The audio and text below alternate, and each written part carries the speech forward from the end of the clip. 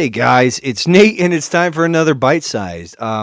So tonight, well, today I'm recording at night, but you could be watching or listening to this at any point in time. But I'm recording it. Nate talk pretty someday, not tonight or not today, whatever.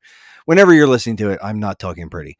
But one of the things I wanted to do, and Josh had done this a little, a few weeks, months at this point in time, maybe ago, and had gone through his locked and loaded list for the beatdown meta. That we introduced the new rule where it's like you could set a list, and those games were locked in, and if you complete all the games, it's a way to get bonus points. But I wanted to talk a little bit about what's on my locked and loaded list, why I put it there, and essentially why I haven't been able to touch a single game on that list so far. So just there's not really an order in here. I'm using the GG app. You can, if you want to see this list and you follow me on GG, it's there. It's the 2025 locked and loaded. I have 10 games, and we're just going to start alphabetical order here. And the first one is 999. I have to just pull up my phone here. You guys are like, "Oh, this is the best radio." Thanks, Nate. And I'm like, 9 hours, 9 persons, 9 doors. This is one of Josh's favorites. Apparently this is a visual novel puzzle kind of thing.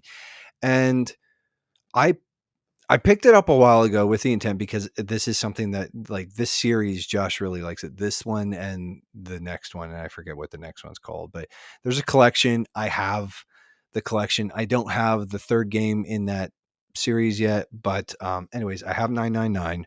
I have the next one, and I've been meaning to play through this anyways because I think this might even be on our top 100 list, and I've just never played it. And so it's time to sort of remedy that. And I have kind of a weird relationship with visual novel style games, but I thought Josh really likes this one. Josh really recommends this one, so I'd give it a go. Um, I just haven't sat down. Like, in visual novels, I think require like me to be in a certain headspace. If I'm being honest, I'm just not kind of there yet. But I've been jumping around with some other stuff. So maybe, who knows? This might make an appearance in the foreseeable future.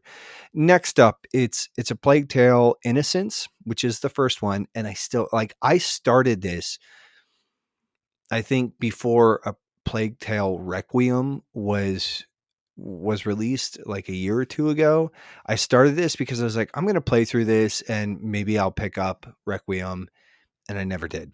I never finished this. I kind of got it's one of those things that the game is really kind of interesting and it's cinematic, but like gameplay wise, I was kind of having problems like sticking with it.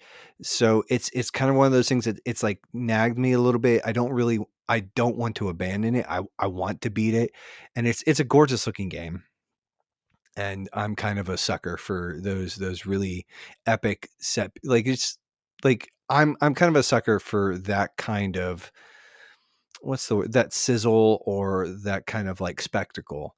And so I wanted to check it out. I still haven't gotten around. I haven't finished it yet. It's not an especially long game, but I want to get around to it.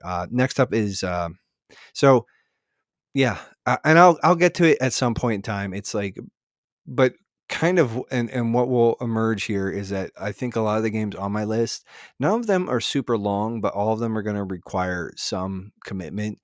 And that's, Josh and I just did the extended backlog report, a couple, like an episode or two, maybe last episode, I think. Geez, way to be current with things, Nate. But and it's just the season where I'm at. It's hard to really sit down and dedicate some of that stuff. But next up, it's Astrobot, and this is a game that it's kind of funny because my wife and I were actually having a bit of a conversation. Her save file is on my PSM profile, and she is way closer to being done with this. And so it's like, and I've kind of been, for lack of a better term, kind of dogging it out, like not really, not really jumping in on this. And so she was actually making some commentary tonight about how like she's going to beat me. And I told her, I said, well, I've kind of cleared my table of some other things, and I think I'm going to bear down on this game. And my goal is to not only beat it but complete it before she does. So that means I got to get cracking here ASAP. Um, I don't really have a good excuse for why I haven't played this. It's just 3D part of it is like 3D platformers are just sort of a genre that I struggle with as a general rule. I don't know. Platforming in and of itself, like as sort of like the sole mechanic, doesn't do much for me. I don't mind it when it's part of like a Metroidvania or an adventure game, but like if the whole thing is just kind of like roam around the world, it just doesn't do much for me. That being said, I do like this game. I think it's really pretty charming. I think it's pretty special. And I think that's a testament to the fact that like this and a couple of the 3D Mario games have been the only things in that genre that have got my attention. And yeah. So next up, it's Doom Eternal, and I had started this one a little bit ago. I was playing through it, and I kind of like dipped out, and I'm gonna go back to it. And it's like it's definitely a game that I probably shouldn't bounce in and out of, because what's gonna happen is I'm gonna go back, and I'm going to basically struggle for a while. I think what I might do is just replay like the earlier missions, to sort of get back up to speed. But it's Doom Eternal, and it's pretty freaking savage and just kind of hard to keep up with. And so uh, I just think that it's kind of one of those games that, again, like so many other things, I've just got to be kind of in the right headspace to be able to take it on. I was having a great time with it while I was playing it, but it is pretty intense. And it is a game that I think that requires you to sort of be all in. And so that's one that I think I'm just going to need to have some other, like, I'm going to want to carve out some time just to like dig in and like sort of like go, you know, go nuts on it. Like, next up is Dredge. And I picked this up a while ago because, one, I'm kind of a sucker for just indie vibes. It like there's a certain type of indie game that just kind of gets my attention, and I had seen some trailers and heard some things, and I just like the whole spooky fishing trip cosmic horror thing, whatever it's got going on, is like there's a certain blend of that, whatever that is, has like it's got me. And so I was like, I saw this, I picked it up. When it came, the year it came out, fully intending to play it, I think during Spooktober. I still might push it back towards some of that because I feel like this would be like a really good Spooktober kind of filler episode or filler bite sized. But that's one that it's like, again, kind of just I've been meaning to play it since I bought it. And I think Josh put it on his list as well. So I think like with the crossover there, like I said, maybe we could get a bonus Spooktober episode out of it. But I'm really stoked for that one. Gravity Rush Remastered. So I own Gravity Rush on Vita. I own Gravity Rush Remastered, and I own Gravity Rush 2. And these are these kind of like really interesting games that Sony doesn't do a lot of. I think this was Studio Japan um, before it got disbanded, and it's kind of the last sort of like the swan song of like that really kind of weird and creative Sony first party, just super experimental, like just vibe type game. Um, and I started it a while back, and it just and I've heard that the Vita version is like the optimal way to play it, but like I love my Vita, but it's kind of, yeah, I don't know if I'm going to charge it up just to play Gravity Rush, but I have it on there. So I'm either going to play Gravity Rush Remastered or Gravity Rush on my PS or Vita, and sort of knock that out at some point in time. It actually might be not a bad reason to pull my Vita out and sort of dust it off and play it. I'm thinking about that. Yeah, maybe. Next up is Metaphoria Fantasio, and this is like the one on this list that kind of gives me the most agita or angst. This is going to be a big beefy boy. Like, easily I see myself doing like 100 hours plus with this game. And I'm going to make no bones about it. I'm going to probably use a guide to just sort of shepherd me through that, because this is a game that I really want to see everything it has to offer. But I'm kind of at an age and at a point in my life where like easy mode doesn't seem so bad, and where I don't need to experience things super organically in order to appreciate them. And the reality is, like, I probably only have enough time to play this game once, and so I'm gonna play through it, and I want to see everything that I possibly can.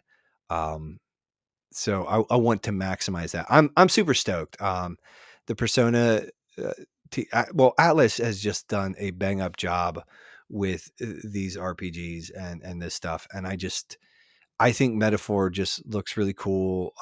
I've avoided a good bit of just like I've heard some talk about it, but I've avoided a lot of it, and I'm really excited to just see them step outside of the Persona realm and do something that's got some different vibes. And I did play the demo, and I love the demo. So can't wait to get into that.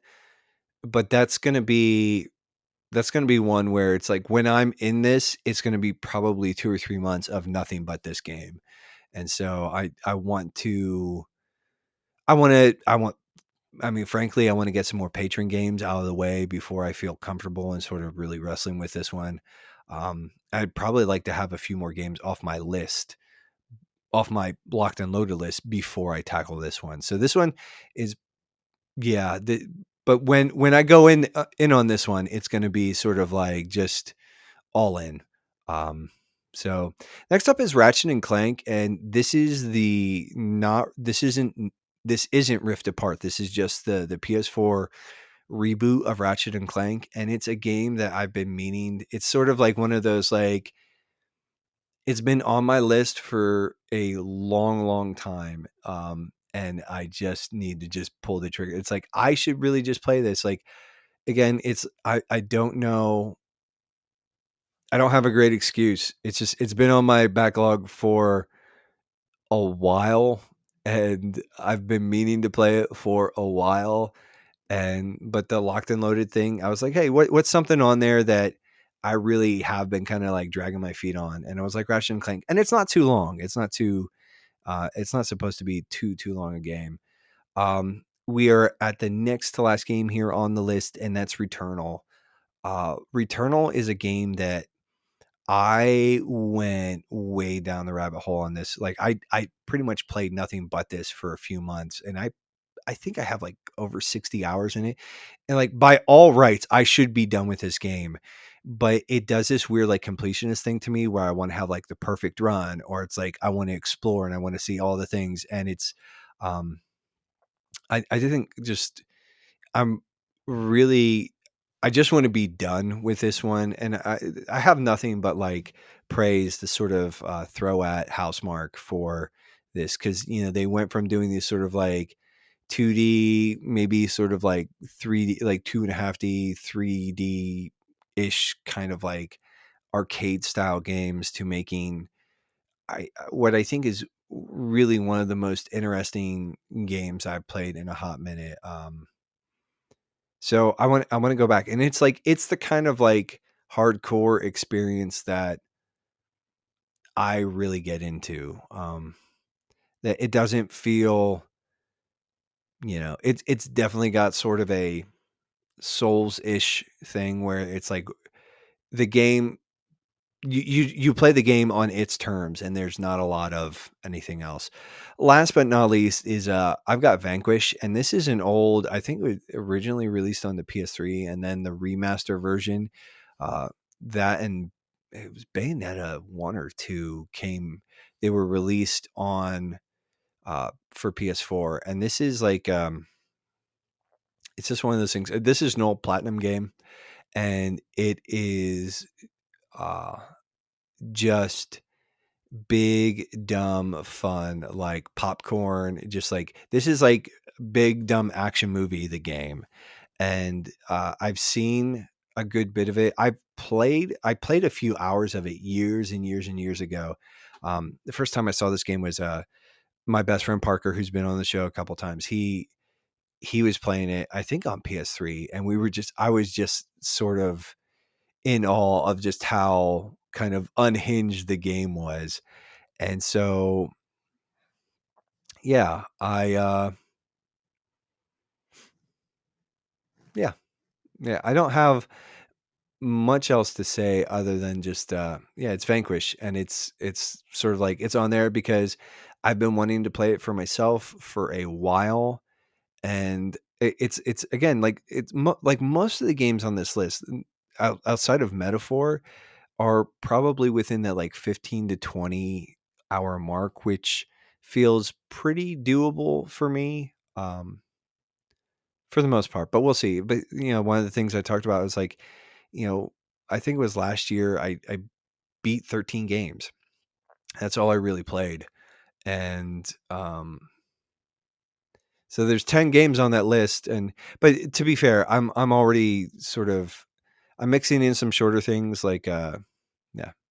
I recently played through Mega Man X. Josh and I are going to do an episode on that. Um so I played through that. I run through the Banner Saga, but yeah, I've been running through some other stuff, some patron picks, and just some other like other games to do content on. And so, yeah, I think maybe now's the time for me to sort of set my sights on some of this locked and loaded list and sort of pick off some of those.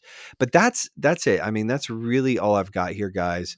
I wanted to take a couple minutes and sort of run you through some of that list.